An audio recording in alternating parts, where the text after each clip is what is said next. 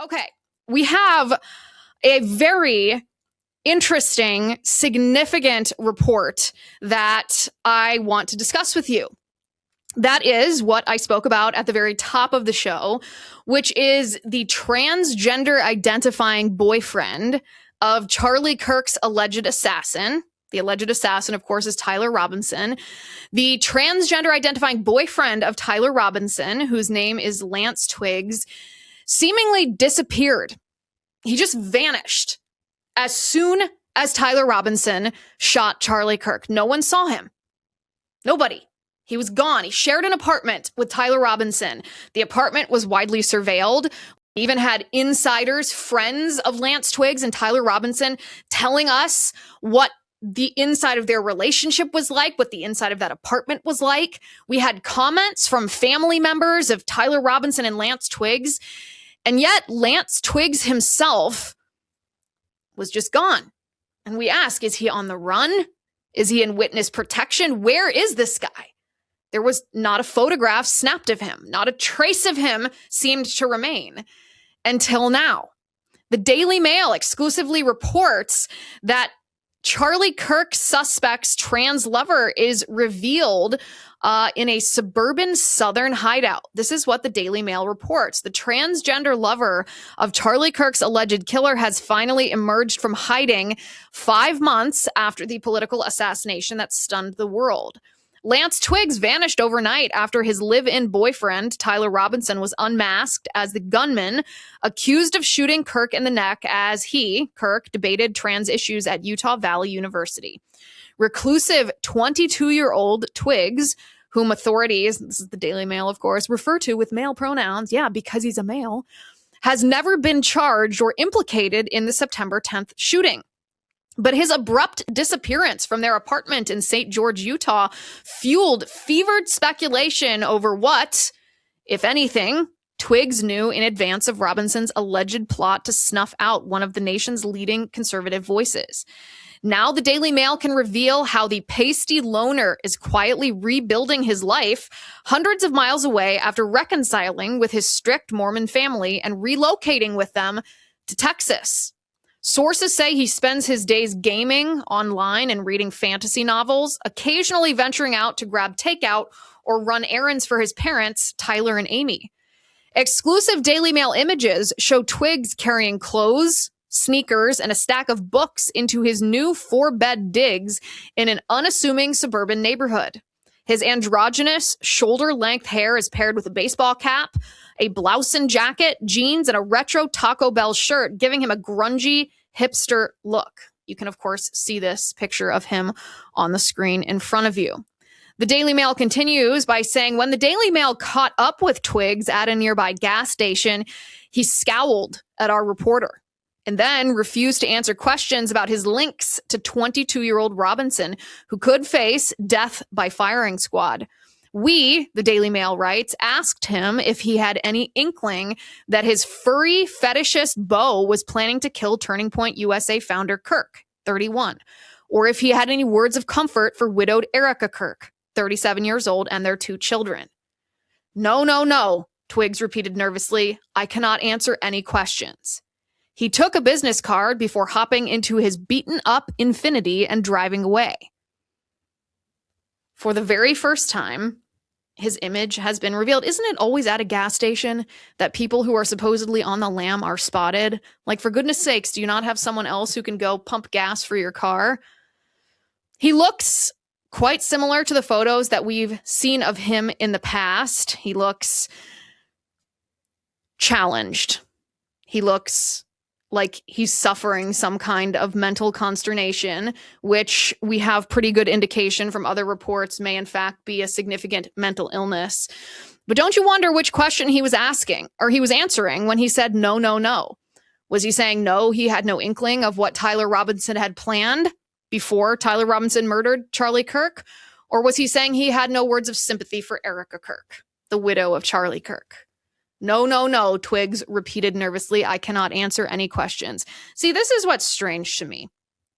When someone is innocent of an accusation, when a false accusation has been levied against them, Usually, and this is human nature, I would react like this, and I venture to say you would too. We would trip over ourselves to set the record straight.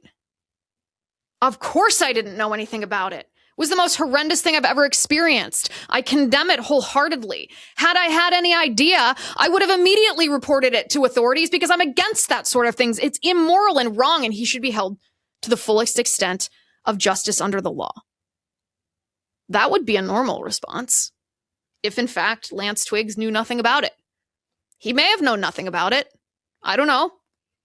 The FBI and other authorities, I hope, have questioned him, and not just questioned him in a way that they took his word for it when he answered, but I hope the FBI and other law enforcement entities have investigated Lance Twiggs' involvement, whether he was aware in any way, shape, or form what Tyler Robinson was planning, what he was thinking, the plot to assassinate our friend, Charlie Kirk. No, no, no, Twiggs repeated nervously. I cannot answer any questions. But now it seems he's simply living in Texas with his family. Doesn't seem like he's changed his lifestyle, gaming during the day, reading fantasy novels. A couple of months ago, we read a report from an insider, a friend of Lance Twiggs and Tyler Robinson, who had spent significant time in their apartment. This insider had revealed to an internet personality named Turkey Tom what the relationship was like between Lance Twiggs and Tyler Robinson, how Lance Twiggs was mentally unstable, how he would spiral into these very dark places in his mind. And this insider, this friend of Lance Twiggs, said, if I were a Christian, I would wonder if he was possessed. This insider described what the apartment looked like on the inside, that it was a nest of wires and scribbled demonic drawings and Temu trinkets, and that if anyone tried to tidy up or clean up the mold experiments that Twig engaged in, he would freak out. That drugs were used in that apartment, and that Tyler Robinson had seemingly been groomed into engaging in sexual activity with Lance Twiggs. Lance Twiggs was also the one who seemed to pull Tyler Robinson towards a leftist political ideology. Because Lance Twiggs, of course, identified as transgender and had been taking off-market hormone replacement therapy drugs. We don't know what was in them, or what dosage, or what impact it had on Lance Twiggs, except that the insider, the friend of Lance Twiggs, who said that he played games and cards with the two of them in their apartment for years and years, described a darkness and a significant mental crisis that Lance Twiggs seemed to be constantly suffering from. Why wouldn't he deny if these associations don't exist? Listen, in the days and weeks leading up to Charlie Kirk's assassination, there were signals online. There were posts on X and on other social media networks. People who said things that seemed to signal that they had some kind of foreknowledge of what was about to happen. Posts that you wouldn't make if you didn't know something was about to happen. Now, these individuals and the groups in that area in Utah, the radical, militant transgender groups, all went dark immediately following the assassination of Charlie Kirk. We don't have answers. Maybe law enforcement does. Maybe the prosecutors do. Maybe the FBI does. But if they do, we don't yet know the conclusion of the investigation over whether Lance Twiggs and or Tyler Robinson had any association with those radical groups or the individuals who posted things that seemed to indicate foreknowledge of what Tyler Robinson did to Charlie Kirk. And Lance Twiggs just vanished. For 5 months, we saw neither hide nor hair of him until this week, when he's spotted in Texas, pumping gas in his car, refusing to answer questions, not issuing a denial of any foreknowledge of the assassination of Charlie Kirk in a way that any normal person would. I've said this before, and I'll repeat it.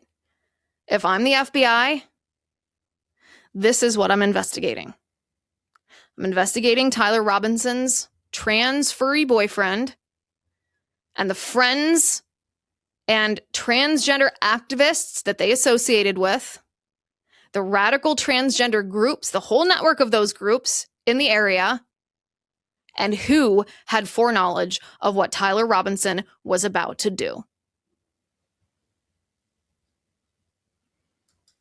While the pictures from the Daily Mail, the photographs of Lance Twiggs are chilling, I, for one, am not convinced when I hear this nervous denial that doesn't even seem specific to the question about foreknowledge. No, I can't answer any questions. Well, why can't you answer any questions? That answer remains to be seen. All right, Jason says, I think Lance Twiggs was forced to move to Texas by witness protection. Why was he at a gas station then? That seems to be the place. If ever there's someone that's engaged in a scandal, whether it's a celebrity or a politician, they always end up being photographed by paparazzi or media reporters at the gas station. If you're in witness protection, I don't think that you go to the gas station. I speculated the same thing after Charlie Kirk's assassination. Is he in witness protection? Did he actually have the final mental breakdown? And was he institutionalized? Where is he? Was he on the lam? Is he on the run? How do you just disappear like this when the eyes of the entire nation are upon you? Someone knows where he is. All right. Jason speculates, this is an allegation that says Lance Twiggs knew Tyler Robinson was going to kill Charlie Kirk. He knows a lot more. That, of course, is Jason's speculation.